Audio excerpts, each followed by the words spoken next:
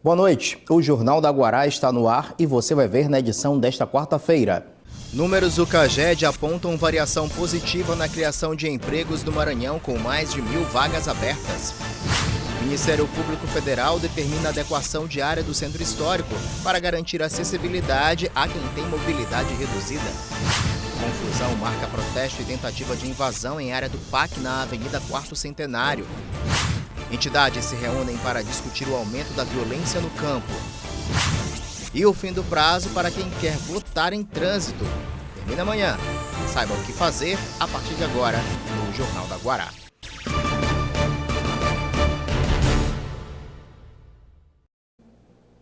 O Ministério Público Federal determinou um prazo de 6 meses, 180 dias, para a Prefeitura de São Luís preparar um projeto de adequação e mobilidade para o Centro Histórico, na área tombada pelo governo federal.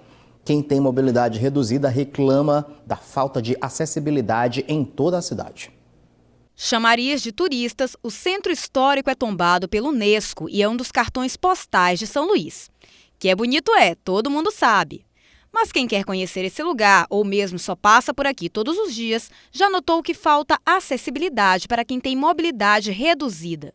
Já parou para pensar como um deficiente faz para ir da Praça Nauro Machado para a Praça Valdelino Cécio, já que o acesso se dá apenas por uma escadaria ou por uma ladeira de pedras de cantaria? A dona Edivânia sofre muitas dificuldades com a filha, que é cadeirante e tem vontade de ir ao Centro Histórico e à Rua Grande, mas não vai pela falta de acessibilidade. É muita dificuldade para um cadeirante andar aqui dentro do centro, muita dificuldade, principalmente nos ônibus, que não tem acesso, tá entendendo? Aqui um cadeirante tem que sobreviver aqui no centro, porque eu sinto dor nos meus braços de tanto lutar com ela. Quando não é eu, é o padrasto dela que luta com ela, que já é idoso. É muita dificuldade, ela tem vontade de andar na Rua Grande. Eu não levo, porque eu não tenho como andar com ela na Rua Grande. Quando anda lá, ela fica toda doída.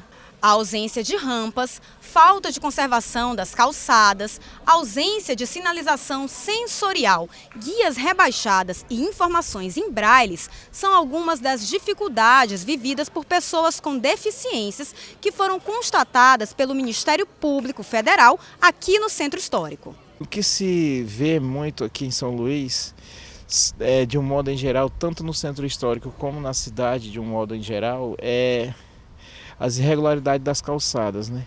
Você encontra uma calçada regular e 30, 40 calçadas irregulares, cheio de altos e baixos. Então, para nós, e sem um piso tátil, para nós com deficiência visual, seria necessário que pelo menos tivesse um piso tátil nas calçadas, porque para a gente poder saber onde a gente está andando. E para as pessoas de mobilidade reduzida, os cadeirantes e outros colegas que usam moletas, algumas coisas, seriam as rampas com mais frequência, porque para você encontrar uma rampa nesta cidade, é mais fácil você conseguir encontrar uma briga muito rápido, mas uma rampa dificilmente se encontra, né? Tanto no Centro Histórico como em toda a cidade de um modo em geral. Diante disso, o Ministério Público Federal conseguiu na Justiça Federal que o município de São Luís apresente ao Instituto do Patrimônio Histórico e Artístico Nacional, o IPHAN, o projeto de adaptação do Centro Histórico de São Luís no prazo de 180 dias. O projeto deve eliminar as barreiras urbanísticas e demais adaptações às condições de acessibilidade de pessoas com deficiência.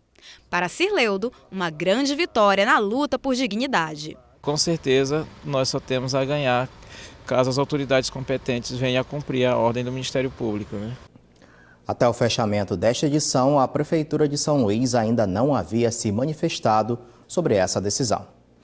Também será de 180 dias o prazo para que a Prefeitura do município de São Raimundo do Doca Bezerra adote medidas para a construção de um aterro sanitário na cidade. Pelo Plano de Saneamento, a Política Nacional de Resíduos Sólidos, esse prazo já está expirado desde o ano de 2014. Com base nisso, a Justiça resolveu condenar o município para a adoção dessa medida. O município de São Raimundo do Doca Bezerra apelou ao Tribunal de Justiça do Maranhão, alegando cerceamento de defesa, existência de um projeto de lei que prorroga o prazo estabelecido, dificuldades orçamentárias e de procedimentos junto à Câmara Municipal, além de que o município já dispõe de um comitê executivo para a elaboração do plano. Entre todos esses argumentos, nenhum deles foi aceito, tudo negado. E, aliás, negado com razão, afinal de contas, são 8 anos, o que é aí um período razoável para a aplicação da lei em medidas práticas, o que não aconteceu por lá. E tem outro prazo correndo também.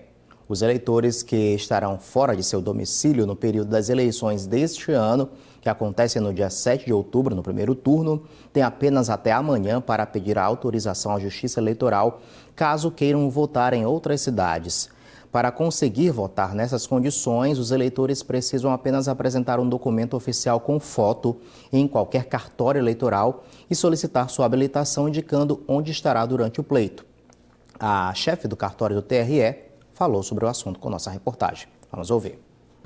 O voto em trânsito é aquele voto do eleitor que se encontra deslocado do seu domicílio eleitoral, ou seja, ele está em trânsito em uma outra cidade, que pode ser do mesmo estado ou de estado diverso. Ele pode requerer nas capitais e nos municípios com mais de 100 mil eleitores para votar nos locais onde estão disponíveis as sessões de voto em trânsito. Certo. O que é necessário apresentar para poder ter essa autorização? Imprescindível um documento oficial com foto e, se possível, o eleitor deve levar o seu título de eleitor para facilitar a sua localização no cadastro eleitoral. O prazo não vai ser prorrogado, né? Vai ser só até amanhã. O prazo não vai ser prorrogado, esse é um prazo nacional que já está na resolução dos atos preparatórios feita pelo TSE, então é um prazo que vai encerrar amanhã para todo o Brasil. Eleitor que quiser votar em trânsito, ele tem que requerer até amanhã em qualquer cartório eleitoral do Brasil o seu requerimento de voto em trânsito. Também já foram divulgados pelo TRE a duração da propaganda eleitoral e o tempo que cada candidato terá para apresentar suas propostas no rádio e na televisão. A propaganda começa no próximo dia 31. A propaganda eleitoral gratuita vai ao ar no rádio e na televisão de segunda a sábado. Na TV, de 1 da tarde a 1h25 e de 8h30 da noite às 8h55. No rádio, de 7 da manhã às 7h25 e de meio-dia ao meio-dia e 25. O tempo de propaganda eleitoral no rádio e na televisão para os candidatos ao governo do Maranhão ficou distribuído assim: Flávio Dino, 4 minutos e 22 segundos. Rosiana Sarney, 2 minutos e 32 segundos. Roberto Rocha, 1 minuto e 29 segundos. Maura Jorge, 14 segundos. Ramon Zapata, 11 segundos. E Odívio Neto, 9 segundos. Desde o meio da tarde de hoje, um protesto aconteceu na área do PAC, no bairro da Fé em Deus.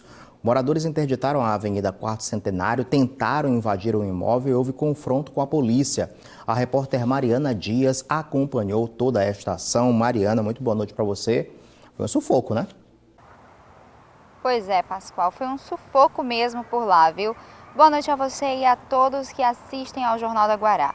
Eu e a minha equipe de reportagem acompanhamos essa ação e a situação lá foi bem complicada, como vamos ver nas imagens do cinegrafista Inaldo Salles.